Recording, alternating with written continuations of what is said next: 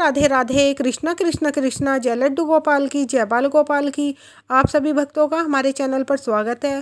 Friends, आज की video में हम जानेंगे समय से पहले और क्रम से पहले, क्रम में लिखा हुआ और समय से पहले हमें कभी कुछ नहीं मिलता है। फ्रेंड्स, जो भगवान ने हमारे भाग्य में लिखा है, हमारे कर्मों के अनुसार दुख सुख हमें जीवन में भोगने पड़ते हैं और समय समय से हमारे जीवन में सुख भी आता है और दुख भी आता है। सुखी समय में तो हम सब भूल जाते हैं, लेकिन दुख के समय में हमें सब कुछ याद आता है। और सुख में हर कोई साथ देता है, दुख में हर कोई साथ छोड़कर चला जाता है। केवल भगवान से यही प्रार्थना करें, हे प्रभु, हमारे कर्मों के अनुसार हमारे जीवन में सुख दुख जब भी आए, आप हमेशा हमारे साथ रहना, हमारा साथ कभी ना छोड़ना। तो फ्रेंड्स, इसी पर मैं आज आपको एक कथा सुनाती हूँ। भाग्य और कर्म के ऊपर ही है। एक गांव में एक सेठ सेठानी रहते थे। उनके एक संतान थी, उनकी एक पुत्री थी। वह बहुत धनी थे, बहुत बड़ा व्यापार था सेठ जी का।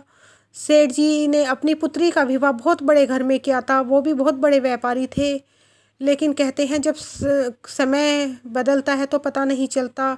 हमारे कर्म का पहिया कब घूम जाए हमें नहीं पता चलता। तो जैसे सेठ जी के दामाद का व्यापार भी काफ़ी अच्छा था, लेकिन धीरे धीरे दामाद जी के व्यापार में घाटा आना शुरू हो जाता है। दामाद जी और बेटी परेशान रहने लगते हैं। उधर सेठ जी का व्यापार बहुत अच्छा चलता है। सेठानी एक दिन अपने सेठ जी से कहती है, सेठ जी, आप भगवान ने हमें सब कुछ दिया है, इतना बड़ा हमारा व्यापार है, आप सबकी मदद करते हो, अपनी पुत्री की मदद भी करो ना। हमारी बेटी इतनी परेशान है, हमारा दामाद, उनके व्यापार में अचानक से इतना घाटा हुआ है, उन्हें कुछ धन देकर उनकी मदद कर दो। सेठ जी कहते हैं, ये क्या कह रही हो भाग्यवान, दुख सुख तो अपने कर्म के ऊपर होता है। जैसे कर्म करते हैं वैसे ही भगवान हमारे भाग्य में सुख और दुख देते हैं। अगर उसके भाग्य में खुशी होगी तो वो भी मिलेगी, और अगर दुख होगा तो वो भी उन्हें भोगना पड़ेगा। हमारे करने से या किसी के भी करने से कुछ नहीं होगा। जो उनके भाग्य में भगवान ने लिखा है वो समय तो उन्हें बिताना ही पड़ेगा, और समय के बदलते देर नहीं लगती है। इस तरह से सेठ जी सेठानी को कहते हैं, लेकिन सेठानी तो माँ का दिल है, माँ का दिल तो परेशानी होता है जब अपनी संतान दुखी होती है।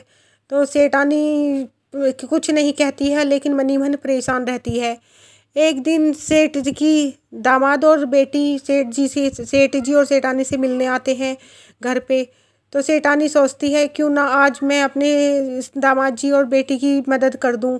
लेकिन वह मनी मन फिर घबराती है कि अगर मैं सेठ जी के सामने अपनी बेटी की मदद करूंगी तो सेठ जी नाराज़ ना हो जाएं, और अगर मैं अपने दामाद जी को धन देकर मदद करना चाहूँ तो मेरे दामाद जी ना लें। इसी वजह से वह उन्हें कुछ भी नहीं बताती, और वह बेसन के लड्डू बनाती है और हर लड्डू के अंदर एक असरफी रख देती है सोने की।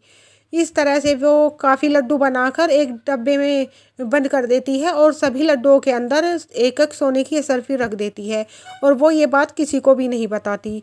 जब दामाद जी और बेटी विदा होते हैं तो तब सेठानी उस लड्डुओं के डब्बे को अपनी बेटी को और दामाद जी को दे देती है। जब समय खराब होता है तो इंसान का मन भी दुखी होता है और वह चिड़चिड़ा हो जाता है। जब अगर सामने अच्छा समय भी है तो भी नहीं पहचान पाते। सेठ जी का दामाद सोचता है, अब ये लड्डुओं को हम कहाँ कहाँ उठाए फिरेंगे। तो वही पास की दुकान पर सेठ जी का दामाद उन लड्डुओं को बेच देता है और पैसे लेकर घर चले जाते हैं दोनों। उस दिन सेठ जी के व्यापार में काफ़ी अच्छा मुनाफा होता है, और सेठ जी बहुत खुश होते हैं और सोचते हैं, चलो आज तो मैं घर के लिए मिठाई लेके चलता हूँ और अपने लड्डू गोपाल जी को भी मिठाई का भोग लगाऊंगा, सब कुछ उन्हीं के आशीर्वाद से है।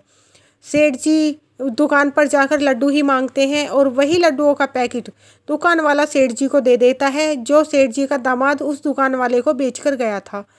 वह पैकेट सेठ जी लड्डुओं का घर लेके जाते हैं। घर जब सेठानी जी वो लड्डुओं का पैकेट देखती है तो वह आश्चर्य में हो जाती है, और वह कहती है, ये लड्डुओं का तो बेसन के लड्डू तो मैंने बनाकर अपने दामाद और बेटी को दिए थे, ये आपके पास कैसे आए। सेठ जी सारी बात बताते हैं कि आज मैं ऐसे गया था और वहाँ से दुकान से मैंने लिए। फिर सेठानी सेठ जी को सारी बात बताती है। सेठ जी कहते हैं, देखा भाग्यवान, जब भाग्य में लक्ष्मी नहीं थी तो तुम्हारी दी हुई लक्ष्मी भी तुमने किस तरीके से दी, वो भी तुम्हारे ही घर वापस आ गई। जब भाग्य में सुख दुख होता है वह भोगना पड़ता है। अभी उनका अच्छा समय नहीं है। जब उनका यह अच्छा समय ये बुरा समय ख़त्म हो जाएगा तो उनके जीवन में अच्छा समय ज़रूर आएगा। ये कर्मों के ऊपर होता है। अच्छा बुरा समय हम नहीं बदल सकते, ना कोई और बदल सकता है।